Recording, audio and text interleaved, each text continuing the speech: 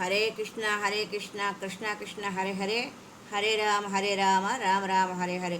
శ్రీకృష్ణ పరమాత్మనే నమః. భక్తి యోగం భగవద్గీత 12వ అధ్యాయంలోని 14వ శ్లోకంలో మనం ఇప్పటి వరకు సతతం సంతుష్ట యోగి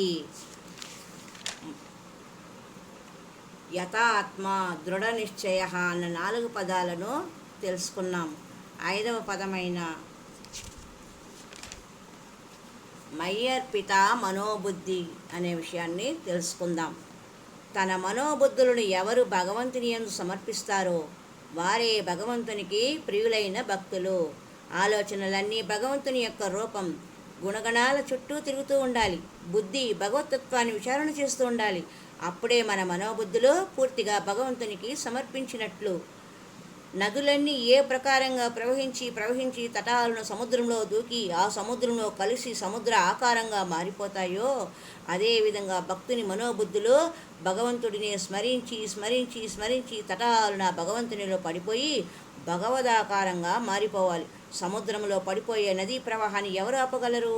అందుకే ప్రహ్లాదుడు అన్నాడు, అంబుజోదర దివ్య పాదారవింద చింతనామృతపాన విశేషమిత్త చిత్తమేరీతి నిరంతరంబు చేర నేర్చు వినుత గుణశీల మాటలు వేయుయేలా అని.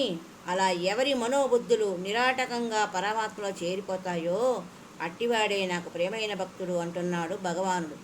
భగవంతుడు భక్తుని ప్రేమిస్తేనే భక్తికి పూర్తి ప్రయోజనం. అదే భక్తుని అదృష్టం. భగవంతుని చిట్టాలో తన పేరు రిజిస్టర్ అయితేనే భక్తుని జన్మకు సార్థకత. కాబట్టి భగవంతునికి మనము ప్రియభక్తులుగా మారే ప్రయత్నము చేద్దాం. భగవద్గీత 12వ అధ్యాయంలోని 15వ శ్లోకం, యష్మాన్నో ద్విజితే లోకః లోకాన్నో ద్విజితే చయః హర్షామర్ష భయోద్వేగై ముక్తో యస్స చ మే ప్రియః. ఎవరి వల్ల లోకానికి భయం కలగదో, లోకం వల్ల ఎవరికి భయం కలగదో, సంతోషం అసూయ భయము ఉద్వేగాల నుండి ఎవరు ముక్తుడో అతడే నాకు ప్రియుడు అని భగవానుడు అర్జునునితో చెప్పిన 15వ శ్లోకంలోని విశేషాలను మరి యొక్క సంచికలో విపులంగా తెలుసుకుందాం. హరి ఓం తత్సత్. హరే కృష్ణ కృష్ణ కృష్ణ హరే హరే.